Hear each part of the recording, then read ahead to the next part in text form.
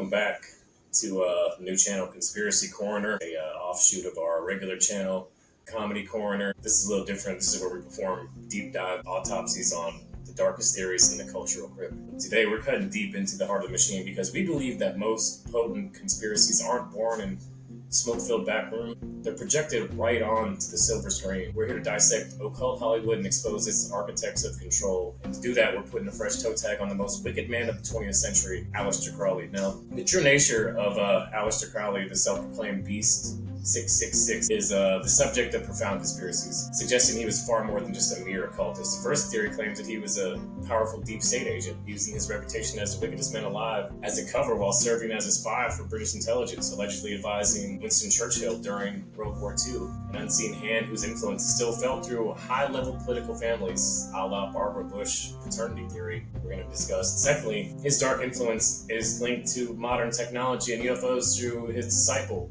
the rocket scientist Jack Parsons, one of the founders of NASA, whose infamous 1946 Babylon working ritual is blamed for accidentally tearing open a dimensional portal that jump-started the modern UFO phenomenon, allegedly, and introduced the now iconic gray alien into our reality. And finally, Crowley's dark legacy is said to manifest in pop culture, where his image on the Beatles' Sgt. Pepper cover, Jimmy Page's obsession with his Boleskine house, these are both cited. There's way more proof that a bunch of rock legends made a pact with these occult practices to achieve their global fame. We're literally diving deep into the intersections of occult Hollywood and governmental control with our guest investigator and author, William Ramsey. Now, William Ramsey, he's not just an author. I think he's a lawyer too, but that's besides the point. He's one of the most dedicated and fearless voices tracking the shadow architects of modern culture. He's the man who connects Aleister Crowley's occult philosophy, do what thou wilt, directly to the power structures of Hollywood, the CIA, and even the inner sanctum of the American political elite, going as far as investigating, like I said before, the chilling claim that Barbara Bush may be Crowley's own offspring.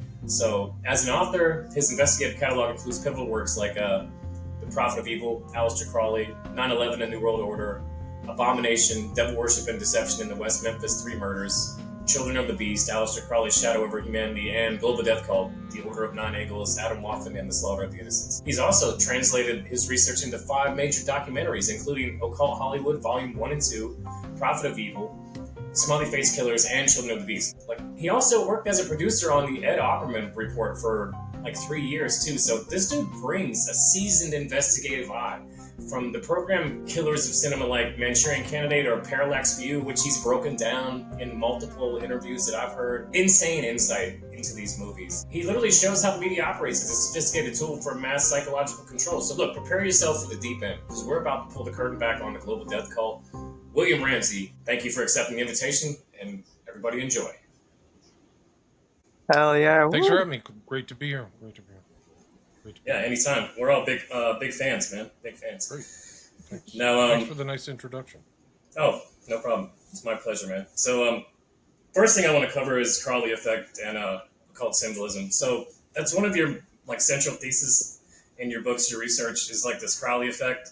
And for those new to the work, how does the influence of Aleister Crowley, who died in 1947, by the way, persist and manifest in modern Hollywood and pop culture today?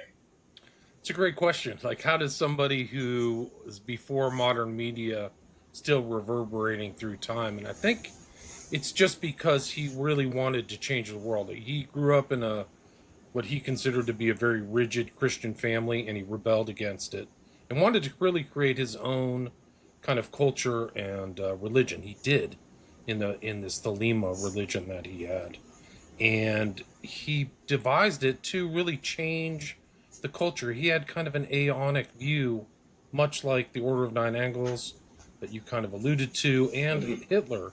Hitler had an aeonic view as well, the 1,000-year Reich. But Crowley had an aeonic view where he was going to have 1,000 years. This birth of the child, it was going to be the age of Horus, that was going to change from this kind of Christian religion to this kind of magical worldview that he had. And so I think that he left this corpus of work and his influence on a lot of elite people to facilitate that. He was a neo-feudalist, I guess is a way to put it, which is very kind of in line with kind of the New World Order kind of ideas that a lot of these other elitists around the world have. So I think that he left this corpus, and it influenced a lot of people. So you had people like you mentioned, Parsons, You have Hubbard, who was really very ambitious in making this kind of world change through his cult Scientology. You had Timothy Leary, and the others unknown, all the way up, I think, until George Bush and the Bush family are Thelemites. I believe that they have this ideology, this kind of same ideology that Aleister Crowley had. So I think that, and then you see his ideas, his numerology, all this stuff suffused. Anyway, just to kind of say, like he, I think, really influenced a lot of these occultists worldwide, and a lot of them practice his rituals and have his ideology of do what thou wilt, and are really unchristian. You often discuss like the occult symbolism being right under your nose, hidden in plain sight about Crawley.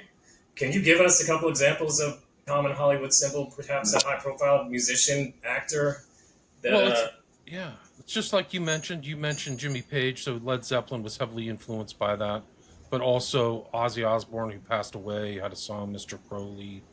Um, you see all these other musicians who either reference him or the Beatles, like you said. Um, so I think that a lot of these guys knew Crowley, and even up into the modern days, he's suffused into kind of modern music, things like that, like David Bowie and some of these other even more recent bands, like the Blondie sing, like the guy from Blondie, one of their guitarists became a huge Crowleyite, even had like a magical name, things like that.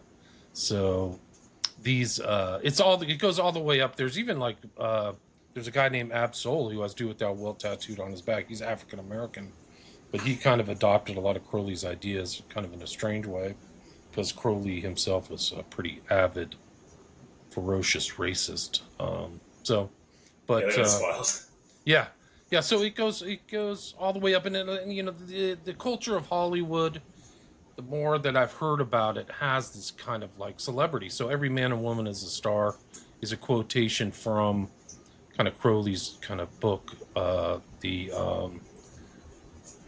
Book of the Law. Book of And the so Law. you kind of see that, and it suffuses through this guy by the name of Kenneth Anger, who wrote Hollywood Babylon. So these ideas of like people seeking stardom in the firmament, I think, is it's kind of suffused this kind of Hollywood ethos. And I hear words about secret parties, secret initiations. You see the secret symbolism, the Masonic hand signs and gestures are everywhere. And then I've heard the stories of the sex magic. So Crowley's kind of ideas of fusing human sexuality with his magical practices, and a lot of drugs too. So you kind of see that kind of play out in Hollywood, and then that suffuses American and world culture. Yeah, that's funny. Like this, I think isn't the sex magic, like the sex part of it is like the driving force of most of it. Doesn't it seem to be like that? Hey, Because I was listening. I don't know who the guy who you had on your most recent podcast yesterday, and he was talking about mixing the RNA and the DNA with the reptiles. Yeah, Yeah. that was a wild podcast. I was completely Yeah. entertaining, but that's sort of what I was getting from that is like that they really value like the sexual perversion part of it is what gives it power. That's one of the things that No question. Yeah, I think that was like Crowley's kind of dictum, is that the subversiveness is where you get the power. So the more subversive, the more power. So I think he had that kind of idea.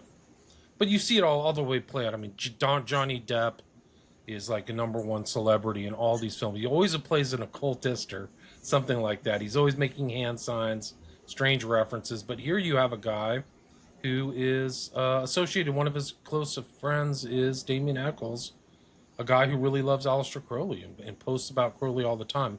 And that Eccles guy is passed around through Hollywood. He's been on shows. He has friends of friends who are very influential. There's pictures with him with a lot of different type of celebrities.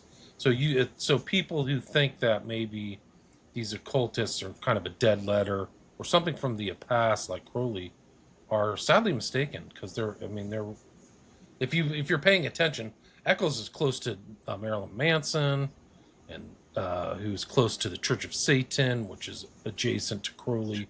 So you see Crowley's ideas kind of permeate the whole Western esotericism or occultism. So you can trace Crowley through Parsons, through Hubbard, through the Church of Satan, to Aquino, to the Global Death Cult of Order of Nine Angles, to a lot of these guys. So it really, and all that stuff is, people are still reading that stuff today, for sure. And you see it. It actually suffuses kind of internet culture now. So you see the Order of Nine Angles kind of morph and turn into 764 and these other offshoots of abuse, of like child abuse and child porn, CSAM, all tracing back and filtering through, and even up into this year, 2025. This guy Nikita Kasap, who killed his parents and was like being sent or handled through the internet to go kill Trump. He thought he was one of 10 people who were going to like try to assassinate Trump before they caught him somewhere in the Midwest. So some of these things, like, you realize like these people really are influenced by this occult ideology. It stems through the current, goes through Crowley. There's no question about it. And then we can talk about 9/11, the Crowleyan numerology of 9/11 and the Bush family. And like, I mean, it's not some random thing that George Bush Sr. in September 11th, 1990, gave his famous New World Order speech in front of Congress. And then 11 years to the day, September 11th happens, like 2000. Magic number. Yeah, so 11 is my number, and those who are of us are of the number 11. That's what Crowley wrote, right? So that's kind of his prime number, yeah. He's intense with the numerology. Like, they really believe that stuff. And a lot of people, I think that's where you lose a lot of people, because they're like, oh, it's just numbers. That's just, foo-foo stuff. But these people believe that stuff. And anytime you have a group of people believe something so hard, I mean, it does give it its own form of power. But the thing is those are referential numbers. They don't really care about the numbers in themselves. It's that they're numbers referencing ideas, concepts. Mm-hmm. So it's like if I say Christian John 3:16, a lot of people would know what that references. So 3:16 has a meaning in itself. 11 refers to so many things in magic. It's not surprised that it's Crowley's prime number, along with 93 and 77. So, and that 11 goes through. You mentioned Manchurian Candidate.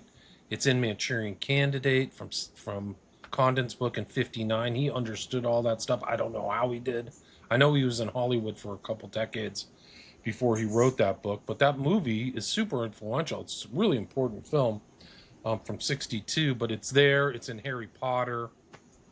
It's in Fight Club. It's in just all these things. They're just, once you kind of understand the magical code, you see all these names. Harry Potter is a 5 and a 6. Tyler Durden's a 5 and a 6. You just, like, it clicks with you right away. And you can tell Palniuk has read some magic books of one sort or another. There's no question. That's the guy who wrote Fight Club. Yeah, another one of my favorites that has a ton of that stuff in it is The Watchmen. Right. Another magician. Like Alan Moore, like if you read my book, Children of the Beast, you can see Alan Moore said, I do half of my time writing comics, the other half is magic. And he literally, like, is in communication with some kind of, like, demon god or something like that. He's in, like, some kind of snake god, Glyphon or Typhon or something like that. Glykon, I think, was his name.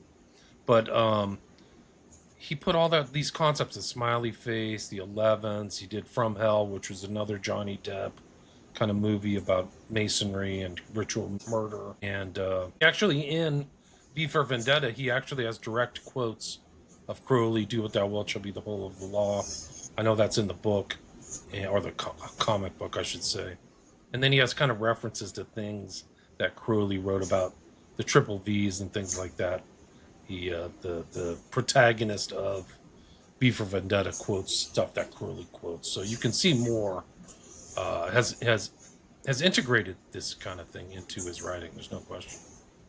He actually, I think in From Hell, he has a segment. I think it's in my book, Children of the Beast. He has a segment where he actually has a young Crowley making a statement, like, I'm going to be the greatest magician in the world or something like that. And Crowley actually kind of strangely had in his bio, he had a connection. He thought he had a connection to the Jack the Ripper murders. And I'm gonna have to rewatch. I'm gonna have to rewatch that movie. I've totally forgot about that, and you're right. They do sort of set up a Masonic guy to take the fall in that movie. Yeah, yeah, Isn't that sort of the yeah.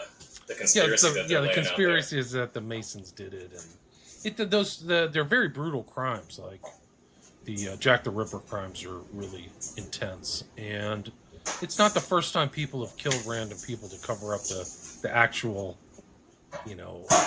target of the assassination. Yeah, that's what they call that. Firing shots to lower the rent. You know what I mean? Yeah, yeah. But I but you wonder. brought up the guy Damien Eccles from the one of your most explosive claims from the West Memphis 3 cases, and I love all that stuff on that. Also, the smiley face killers. A lot of people are just now starting to come around to this whole idea that's been going on for a long time. But my favorite thing, that connection that you brought together, was the conspiracy theory that Crowley is Barbara Bush's father. Can you explain that lineage of that? How we get from one place to the other there? Well, Crowley was always moving around. He's kind of an interesting figure in the sense that he's hard to trace because he's always moving. He was in UK, the US, upstate New York. He circumnavigated the world twice. He's been to India and Egypt, but he always kind of wanted to go back to Paris. At that time, Paris isn't the dump it is today, but is actually the city of lights, and a lot of literary figures and rich people would go there, amongst whom was Crowley. Crowley had just gotten kicked out of Italy by Mussolini. That's pretty wild in itself. Yeah, like a personal statement of Mussolini, get this guy out.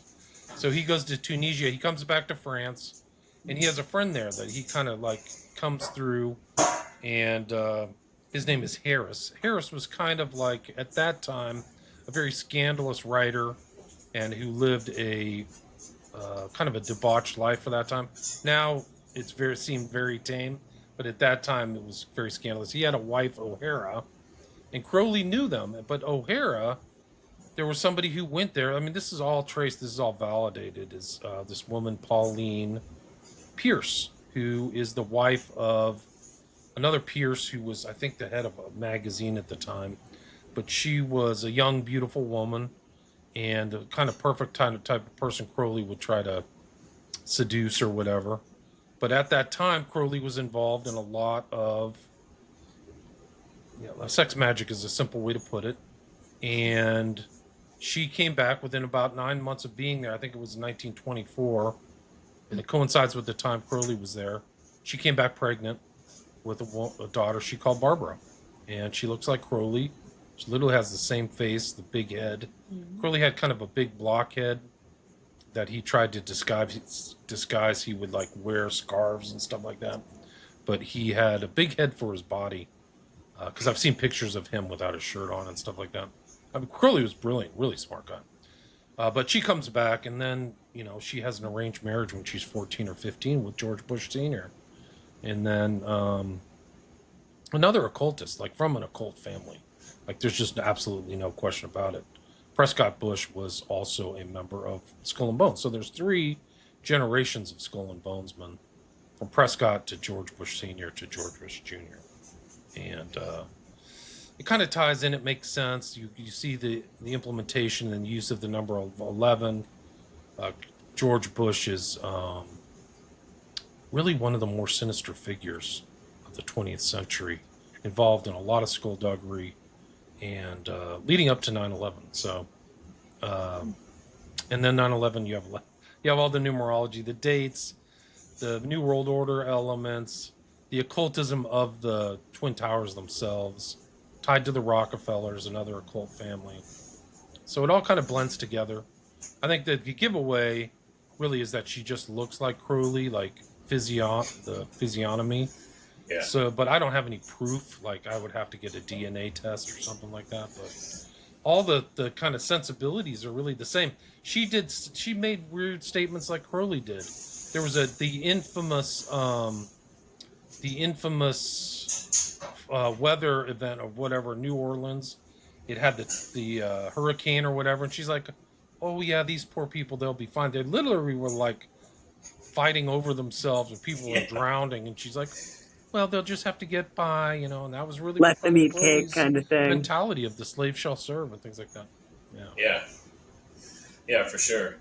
Um, Now another like that connection, the Bush connection, um, sort of takes us into like what I think, and I think you believe this too, is like one of the things that really kickstarted this. As far as if you're paying attention, you could see this stuff coming.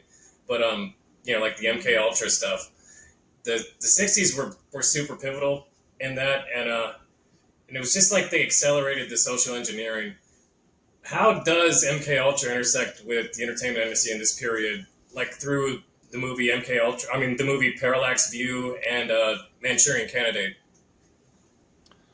It's because it affected them. They had these assassinations that happened during the 60s. There was major ones. There were many very smaller people dying in strange ways too. So, but the major ones obviously are JFK, RFK, Malcolm X, and MLK. So all these people who were on the left, who were kind of change agents, they got wiped out, and it affected the people in the culture. Hollywood is kind of obviously more left wing, maybe more so today, but back then I think it was a lot of Democratic supporters. And so the effects of this affected the larger, I think, culture and what films got produced. And I think that the people were involved in trying to get ideas out in the public. JFK was very much involved in the production and making Manchurian Candidate manifest. And you can speculate on the reason. There may be specific reasons in some of his biographies that I haven't gotten to yet, but I think it's pretty apparent that he was in a position of power where he might have known something. He's like, we got to get this out, because another movie, 7 Days of May, about a coup in the United States by the military, was also promoted by JFK. So I think that those are two, and then so many of these guys were very close to RFK in '68 when he was running for the nomination in California. So you have Frankenheimer, also Warren Beatty worked on the '68 campaign, and I think it influenced him enough to make put out this paranoid thriller, The Parallax View, which I think is very relevant about people being handled by intel, by assassins, and it pervades everything that's happening today. Some of these guys are super, even all the way up to Tyler Robinson. Like, we don't know anything about him or Crooks or Ruth. Mangione goes through some kind of weird personality change. I mean, there's so many different things. But I think that those two are kind of the most I think important kind of ones at that time. But there's other things in the culture. There's other books and other writers who are influenced by this behavioral modification stuff that they were really studying in depth after World War II. Beyond MK Ultra, like MK Ultra is kind of like a timestamp, but they were doing other stuff. And I just did another show with Hans Uter, and we covered the book by Len Dayton titled The Ipcris File, which is from a British view, and it had Michael Caine in it, but it's the same kind of stuff, the same kind of intel, espionage, assassinations, and behavioral control that was taking place in the 60s. And so many of these characters who were doing this behavioral modification were involved in the 60s. They were around. So Helms and Dulles. Like, Dulles got fired in 61, and Helms is there, and he's kind of like, he is Dulles's kind of like henchman, so it's not like Dulles was gone and there was a massive change of personnel. They just put another guy like Dulles in there. So I think that it really influenced the culture and the paranoia because of so much social upheaval and so many assassinations. And you're seeing that today, like Charlie Kirk and the at least two attempts we know of on Trump. And something tells me that this will be, I mean, there's other people. This guy Bolter, who's very mysterious, who allegedly killed those two people in Minnesota. Yeah. If you remember that. And somebody tried to kill Nick Fuentes. They killed the insurance guy. Luigi Mangione too. So, like, And all, these are all relevant. So, like, I think that the Manchurian Candidate, Parallax View, and these experiences from the 60s are all relevant to our time. all these guys they all do seem like sleeper agents. Like, there's just the way that they act is all. They do weird things. They're moving around. Yeah. Like, watch Ruth. Like, if you trace Ruth's thing, he's like at Fort Bragg. He's working for the State Department. He's in Ukraine. Then he's back in Hawaii. Then he's in Florida. Like, how does the guy get all this money? Like, I would love to travel like him. Like, he's an international traveler with no discernible real income. I mean, Oswald was the same way, wasn't he? He was traveling all over the place. 100%, Mangione. And he was like descending from the United States and getting back in. It's just Chapman, so much stuff, yeah. James Earl Ray, they're all like that. James Earl Ray, like, supposedly ends up in, Hinckley too. Yeah. But James Earl Ray comes out of, like, a penitentiary, then supposedly goes and kills MLK, then bounces through Canada to France or something, like, and he's a low-level hoodlum. Like, this is not a sophisticated guy. He's like, and he's like, I think they caught him in some foreign country. And so, so there's a lot of strange things, even these guys today. Crooks, like, who and why and how. And a lot of these guys are supposed to be shot. Like, Oswald had to go because they didn't want him to talk too much. So, like, that's like a convenient thing. It's like Crooks being shot is like dead men tell no tales. And you can just describe anything to him. Like, oh, yeah, of course he did. Like, blah, blah, blah. You know, because he's not there to defend himself. Were you surprised that Robinson didn't have anything to say? Because he hasn't really said anything. Nothing. Which is insane to me. They've AI'd him. I can attest. When he went in front of his hearing, he just stood there like deaf mute. But then they showed him on TV nodding. And I was like, wow, they adjusted the video to make him sound like he was nodding along. So he's being set up as a patsy for me. That's terrifying. Yeah. It's so scary. Your TV is super dangerous, man. I mean, if you watch TV, anything, you get any information, it's tampered, tailored, manipulated in the worst way by the government. Like, wow, I don't even know why people turn their TV on. I'm glad you brought that up, because in the recruitment scene in a Parallax View, it's just, and I think they do it in like Clockwork Orange too. Like, they have like these, montage of rapid, just shocking images. And if you, like, I don't know what your Twitter algorithm looks like, but, or even just like watching a lot of these movies, but it seems like the conditioning is right there. The programming is right there. And the stuff that we're watching now, they used to have to tape your eyes open and put a headset on you and make you watch the stuff. Now they have us just watching it on our own, which is insane. It's like we're programming ourselves. How do you speak to that? Just talked to Dan Zutter about that yesterday. Blink rates, flash rates. They studied all this stuff, and it's there. Go watch TV. I tell people to walk at night through your suburban residence and just watch people's. You don't even have to look in their window. The flash on the outside of the house? Yeah, you can just see their rooms flashing like they're in a mind control box. Like, wow, guys, turn this off. Go away. Go outside. It's 1984, right? Mildred. Imagine being hit with that and then 20 minutes of corporate propaganda about pills or whatever. Like, it's all like, oh, want to lose some weight? Like, why don't you go for a walk?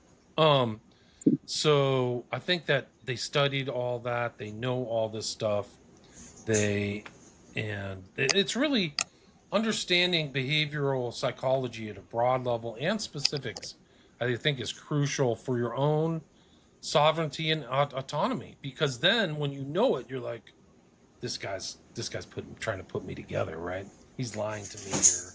This is like some kind of psyop after psyop after psyop after psyop. So I think that you got to really be careful out there what you're exposed to, because they really have studied it. These kind of like all these shrinks that the CIA and the military hired were really smart. Like, they're freaking brilliant people. Ewan Cameron and Jolly West, just to name a few. But like, they understand how to modify people's behavior to conform to the power brokers, the people like Dulles and Helms and things like that. Do you think the recruiting of those people does trickle all the way down to like the gifted and talented programs in elementary schools? Absolutely. Yeah. I think they were selecting. I think they were going after them.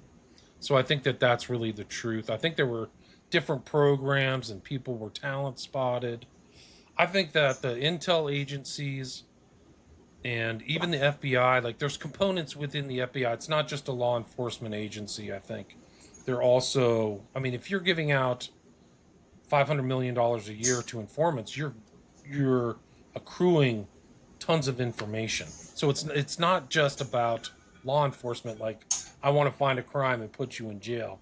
It's like, I mean, you can see that through January 6th and all that other stuff. It's about social control and getting as much information as possible. But also, the FBI has been provenly involved in agent provocateuring and manipulating people and getting away with it. Like, some of these stories come to the surface, but what about the ones that don't?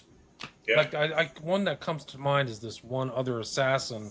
His name was Gendron. That was the kid who like drove all the way to Buffalo, New York to shoot people.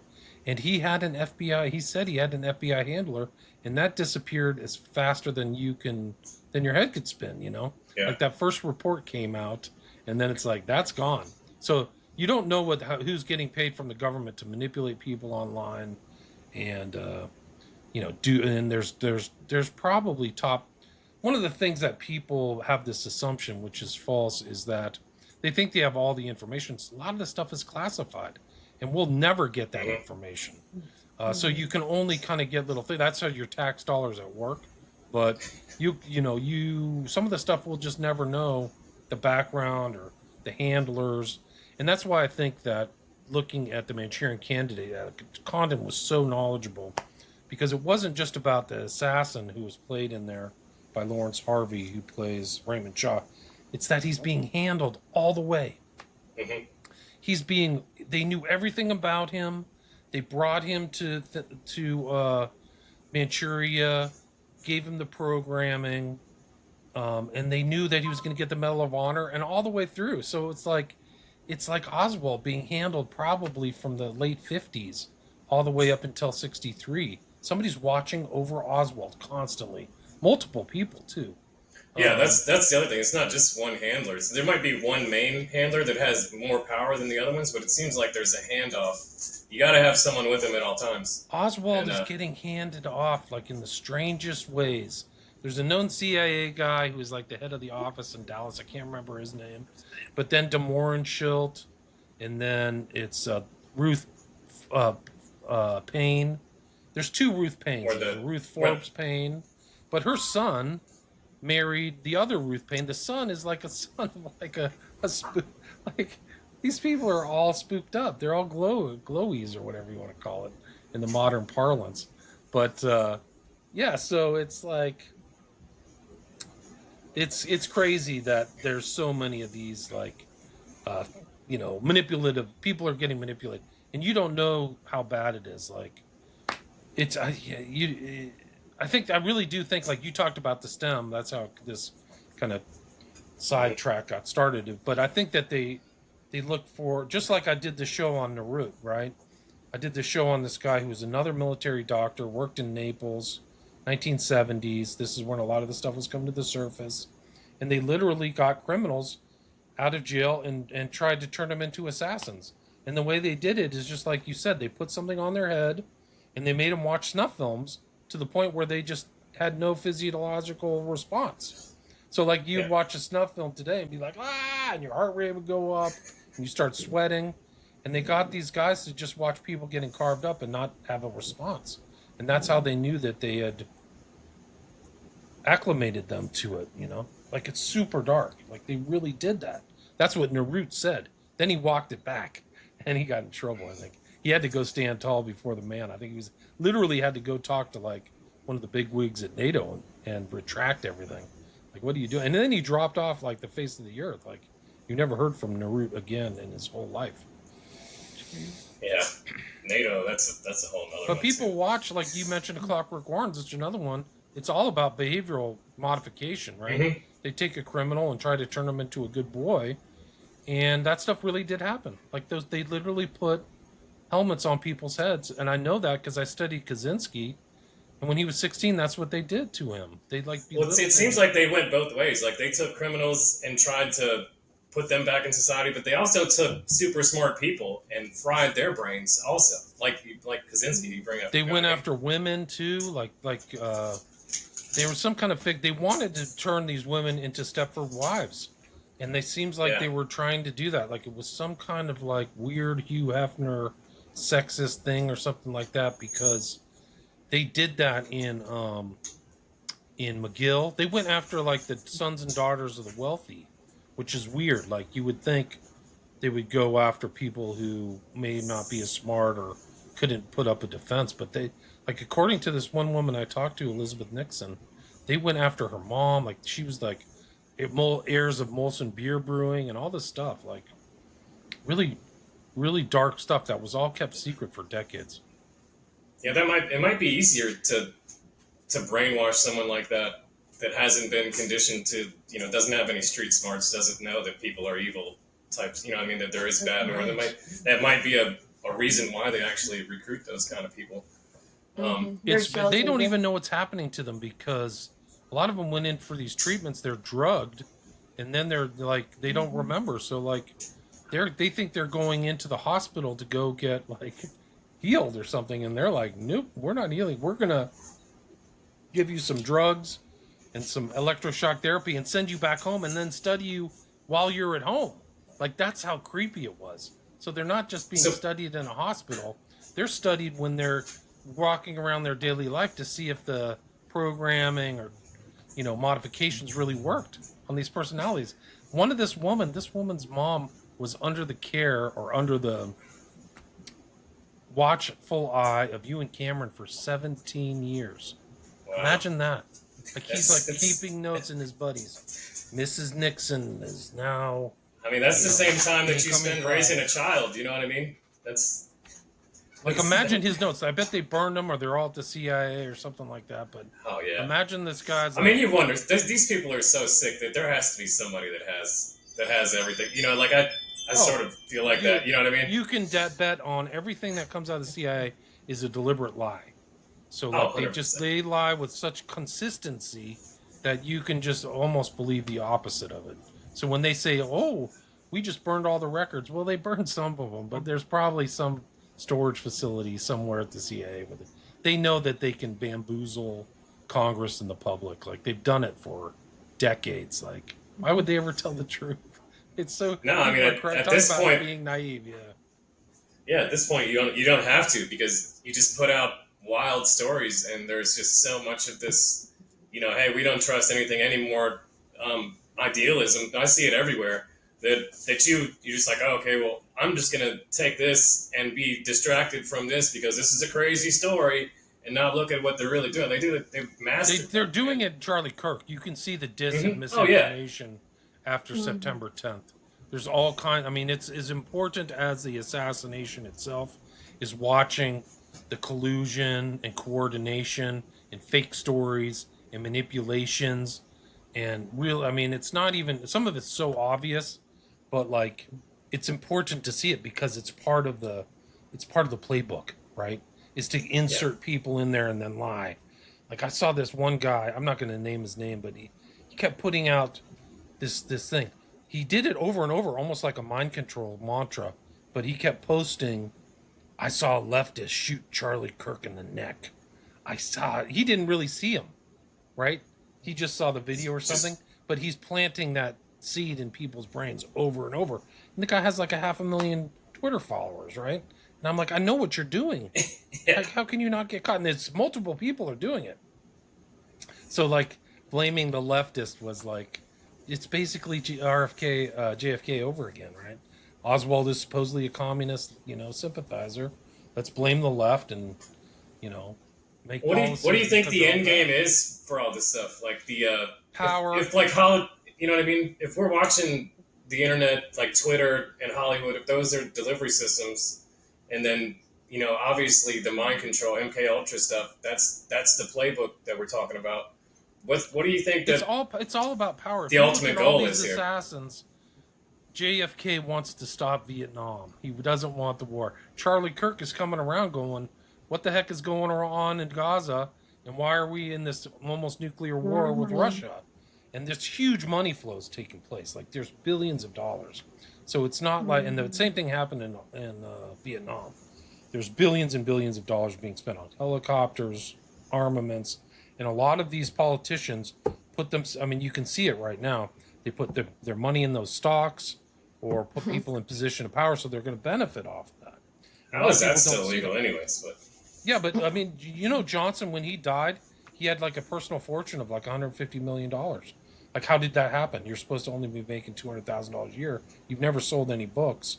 It's because his wife was investing. So like all this stuff today where they're all doing stock trades and stuff, it's as old as the day is long. They've been doing it for decades. They've just kind of come, I mean, DC is beyond corrupt. It's way worse than you could imagine. It's just that people cannot comprehend the level of evil and corruption. But it's really about money flows, and just the persistence of this kind of neo-feudal state where the elites benefit, perpetuate their aristocratic kind of lines and keep money in the family, and literally rape and mind rape the poor and middle class like they've done. They successfully have done it. Like, the whole country's changed in one generation from people. Oh, yeah. My dad bought a house. I think he could pay it off in 5 years. There were no 30-year fixed loans, so no slave mentality, finance. Parasite finance didn't exist back then. They wanted you to own a house so he could pay off his house and not have to pay something and save money. And in one generation, like, he's 80, I'm 50, that whole thing is gone. Home ownership's gone. Permanent debt is now the rule. You almost can find nobody who's out of debt, and people can't afford $500 charge, and that's all by design. It's all Satanism, and that's most people. If you have an emergency, you're dead. Yeah, you know what I mean. And you can't get health care. They give it away to like immigrants. They literally give beneficial loans and your jobs that you would think would be passed down through the country to foreigners. Literally, the H-1B thing is this huge scam, and they've just undercut the entire, like, my children will never get those jobs because they're nepotism and they're done. It's totally corrupt, guys. They've raped you. They've raped the American people, and a lot of people are too dumb or too complacent or watching TV at night getting hypnotized to ever do anything about it. But it's all happened in one generation, and that's like one of the larger purposes of these assassinations. They killed Charlie Kirk, 31. He was the future of the leadership of the right. There's absolutely no question about it. And he was independent. Mm-hmm. So you can go back to Parallax View. It's the first assassin is like, I'm a senator. Some people said I'm too independent for my own good. And that's what had happened. The thing is that Charlie Kirk's death didn't happen in a vacuum. People were already jumping ship. People were seeing the genocide. They were questioning about AIPAC. Candace had already left. Like, there was a huge scuffle between Candace and Ben Shapiro's outfit. If you remember that, like, she left. Tucker left Fox News. So these people are all going independent. And Charlie Kirk is getting all this money and making $80 million a year. Like, this is a huge corporation. And then he's starting to send, like, letters to Netanyahu about 10-7 and stuff. Like, they sent a message. Like, we're running the show. We want violence. We want war. And people who aren't like that, they don't understand, like, the mentality of the wolf pack, you know? It's like, this is the way we live. This is the way we are. We are not ashamed to make money off of blood and fill cemeteries full of people. There's 2 million dead Ukrainians. Like, people have no conscience. It's your tax dollars. The real war. The Ukrainians aren't independent at all. It's really just a rump state of the U.S. It wouldn't exist without the U.S. So the U.S. tax dollars and the taxpayers have denuded themselves of their own wealth and contributed to the genocide of 2 million Ukrainians and probably 500,000 Palestinians in our generation. So we are undergoing our own Vietnam right now. But it's much more sophisticated because back then they actually kind of would have, marches against the war and anti-war. Here, the behavioral psychology and behavioral control is so severe The informational warfare against the American people has been a blazing triumph. It's literally, they have won the information war against you, against you, against you, against you, against you, against me probably too, to the extent that we don't even know what's going on over there. We don't even know there's a war. Like literally, we're at the precipice of a nuclear war. People think I'm out of my mind. I'm like, you're the dumb ones. Literally, like every time freaking Putin talks, he's like, I've readied the nuclear bombs. I am priming my nuclear weapons. I have an Oreshnik. He says that all the time. And like, they're still ongoing. Like, we're risking like the destruction of humanity, and people are sitting around watching, playing video games. It's unbelievable. Did you see Peter Thiel say that Greta Thunberg's probably the Antichrist? No, but nothing would surprise me. Awesome. He's a monster. He's Bilderberger, and you know. Oh yeah, and then for like, it's almost him. Like, you're just telling us you're the Antichrist, because isn't that what they say you're going to do? Is come out and preach a false message about that? Yeah. See, he has like these like 5-part, or like these little docuseries, I guess, that he's doing, where he's like giving people like, you know, room speeches about the Antichrist, which is I haven't seen just a wild thing for him to be talking about. But talk about, have you seen who's like a puppet master, or you know, pulling the strings? Like, he's all over JD Vance. He's all in this White House. He's everywhere, dude. Yeah, he's everywhere. He's everywhere. Have you gotten a chance to see Tucker's pieces on 9/11 that he's putting out? No, I tried to watch one. I was like, this is too shallow. Like, have you watched them? No, I haven't watched them. I just I saw a bunch of them. I just thought it was just what a left turn, or I mean, like, what a turnaround. Like you were saying, all those guys used to be so much part of the legacy, and now he's doing exactly the same stuff that would have laughed at people about on his show 10 years ago. You know, it's just funny. He's becoming the alternate media, and it's in a very strange way. He has a lot of pull, a lot of interesting background. So, yeah, I mean, it's so. Do you think I actually thought somebody else was going to get killed in the alternate media, but I didn't think it would be Charlie Kirk. I thought it would be like Joe Rogan or something, like to send a message. They don't want the independent. They don't want stuff like this to happen at all, because they can't control it. So that's why I think Tucker's kind of moved over. And some of these other assets, like Ryan, this guy Ryan came out of nowhere. He was like ex-military. Sean Ryan? Yeah, and all of his people on there glow like crazy. And then some of the stuff he promotes, I'm like, man, this is really crazy. Or the other one that is the guy from Israel, Shipman, or I can't remember his name, but it's the guy that wears the black and white shirts all the time, has no personality. Yeah, I know what you're talking about. These guys come out of nowhere. Like, this is, or even Ian Carroll. Like, this is another guy who has millions of followers. He has, his background is tied into all these tech overlords. He's not authentic, in my opinion. Yeah. No, there's definitely 2 lanes, and a lot of these guys have figured out the one that goes through the back door for sure, man. Yeah, Will Carroll. I mean, he's getting his bread buttered. So, what's your advice for the average person out there to protect themselves from this occult takeover that we're seeing slowly and surely from every direction? You have to really be discerning and be careful, because you're in this kind of informational warfare space, and you're the target. Your brain is the target. So it's the battle for the human mind, and it's really the ultimate battlefield. Like, that's what people are writing, and a lot of people don't know that your mind is a battlefield. And so in your soul, really, that's the doorway to your soul.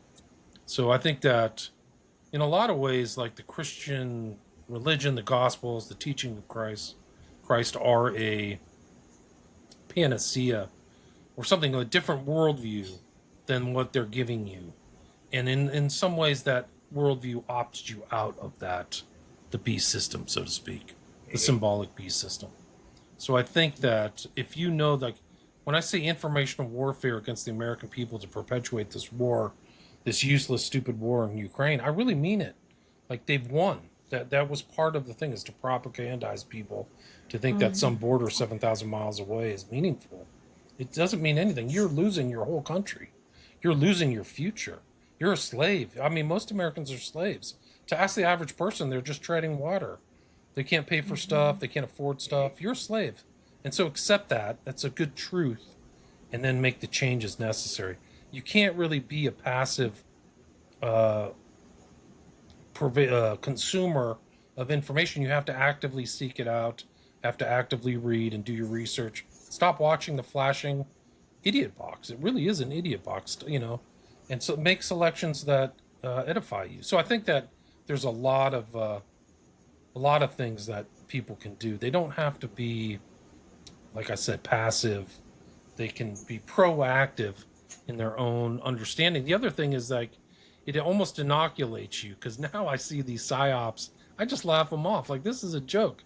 Or somebody wants me to take a shot or something like that, or there's a new variant coming out. Like, shut up, This is just total toxic nonsense. When I see people dying on the streets or bodies being taken away like a black plague, I'll actually make something different. But until then, I'll get sunshine, eat some vitamin C, vitamin D, eat good food, whole healthy food, and rail against the evil that we're in. Like, I mean, the Christian church is brain dead. Like, they're part of the informational war too, and they're probably part of the battle for the mind. And I think a lot of those pastors and priests have really dropped the ball. There's a few there, like even Vigano, like from the Catholic Church. He senses the that he should be paranoid and senses the evil, but some of these other people are conformed to this world. So I mean, that's a long kind of rambling answer, but you don't have to be passive. You can take active steps and find people you trust. There's a lot of other great researchers, independent guys who don't have an agenda, who are asking really good questions. I mean, there's good shows. Like I believe in the kind of idea of a decentralized group of nodes. So like, why would you trust just one person, like a cult leader like Alex Jones? Like, why not listen to 10 different podcasts? Why not find somebody you like for geopolitics? Why don't you find somebody you like for Christianity? Why don't you find somebody you like for culture? Why don't you find somebody you like for true crime? And get different things, and don't be afraid of this. You have to kind of get rid of this binary thinking. I can't remember, C.S. Lewis said it, but it's like whenever you're presented with either or, you're presented with kind of like a mental box. Like, so avoid that. So it's us against them, Democrats against Republicans, right against left. So I'd abhor and avoid that type of thinking too, and try to think for yourself. So I don't know. Yeah, I mean, that's a lot. I think a lot of people don't realize that is, you do have a compass that will lead you the right way if you're looking for the correct things that you should be looking for.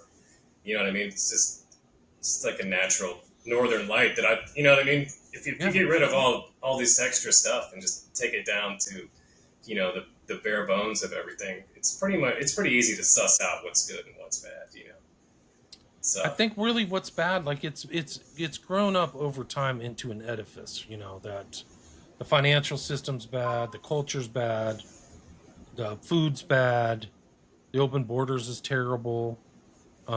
These are all, you're letting in criminals and rapists, and there's human trafficking. Like, this should not even be allowed. Like, these people should be kicked out and put in jails for the rest of their lives. Who wants to live like that, or who wants to allow that? Like, you kind of wonder what law enforcement's doing, but like you people need to make those changes and see those changes in the world before it's too late. Ask those questions. Yeah. Ask the hard questions. Yeah. I love this message that you're putting out. Yeah, we before I wrap, we went to a movie premiere last week, and it was for a movie it's called The Occult. I think you're familiar with the guy that produced it, Peter Higuchi. He wanted me to be in it, I think, a while back, 2 or 3 years ago.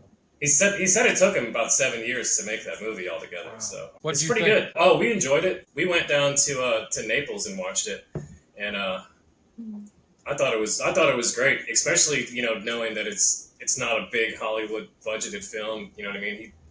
He didn't have he paid to have that movie made himself, which I really respect that kind of stuff. And we all loved it. I didn't know any information, especially about the budget and all that stuff, till after I watched it, and we had him on the podcast, and nice. And he explained how. But yeah, I just think it goes without saying, we need more filmmakers on that side of the business exposing this kind of stuff. Anything you have to say about that?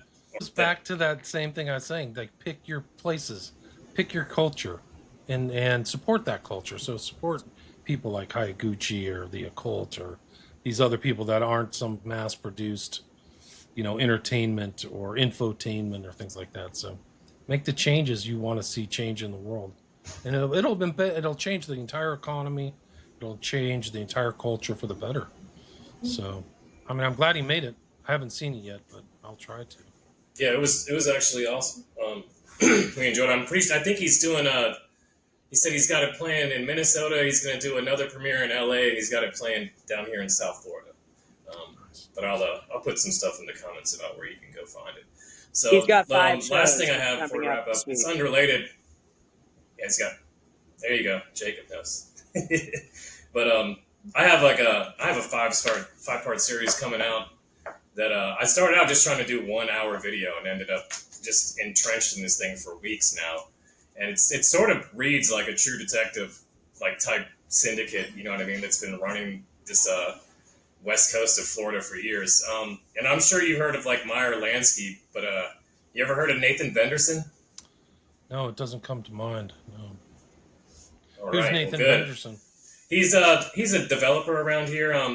He built a rowing facility for the Olympics, but the main thing that he did, besides UTC Mall area here in Sarasota, is he somehow was able to wiggle out a contract to develop all of this wildlife preserve land that we've had here, 15 miles off the coast. For as long as I've lived here, my parents, everyone that I've known that's from Florida, this has always been a preserve, never been able to develop it. And then somehow he was able to strike a deal. So I was just interested in how that worked. So I started digging into it. And man, that string goes all the way back to JFK too. It's pretty wild. So I'd love to, once I finish some of it up, send it over to you, see what you think about it. Yeah, send it over. There's a lot of things that happen down there in South Florida. A lot of Oh yeah, dude! It's creepy characters. The blonde ghost was down there. Bill Harvey. All so these many, people man. around there. Yeah, it's. I think it was at the University of Florida, right? They were off the campus or something like that, if I remember. Gainesville, something that area. Right. I don't yeah. remember. But there was that was a huge outpost, is my understanding. Yeah, there's so much stuff down here. I mean, I immediately, within doing 10 minutes of research, was like, the owner of the Buccaneers now, the owner of the Buccaneers when they first came out, Santo Trafficante, Meyer Lansky, and I'm like, my head is exploding. So then I had to go down each one of the separate angles. But it's all secular. They all come right back to each other. They're all over there. There's the guys like Johnny Rosselli's down there, Trafficante, ferries flying around, dropping off guns. It's another wild one, dude. Yeah, and I think that even I have to go back and do my research into Jack Ruby, but I think Ruby was involved in a lot of gun running and stuff like that too. Before '63, I'll have to check that out. I didn't come across any of that. Check that out. Jack Ruby, he was definitely mobbed up. I know that about him. He was definitely in the mob. Oh yeah, for sure. We're right at an hour right now. So William, I'd like to thank you for sharing all your incredible research with us today, man. You're the man. Like I said, one of my inspirations. Keep doing God's work out there, bro. And thanks for coming on. Thank you so much. Great to talk with you. And you can check out my podcast at William Ramsey Investigates. My books are on Amazon. You can buy them at my website, William Ramsey Investigates, and my Patreon. I've been posting a lot of stuff on Patreon where you can watch my 5 documentaries are there. You just pay $5 a month. Nice. You got your YouTube channel back too, right? Yeah, I got both of them. So I got one and it's just taken away. And then the other one was taken away. Then the other one was taken away. So I think I've had 4 or 5 taken away, but I got 2 back. So you can go back and see some of my old work. Well, at least some things are turned in the right direction. You know what I mean? It was so strange. It just magically reappeared. I started getting emails. I'm like, what? What is this? I didn't ask for anything. But I think one of them that they took away, they destroyed. So I'll never see that again. Oh, yeah. That sucks. Anyway. I found this fascinating, just so you know, William. I think everything that you're saying is so fascinating. That's all I wanted to say. I didn't want to interrupt you because I wanted to hear everything, but thank you. No, you're good. Thank you. Thanks for having me. Nice talking to you. Thank you so much. Yeah, hopefully talk to you soon, man. Take it easy.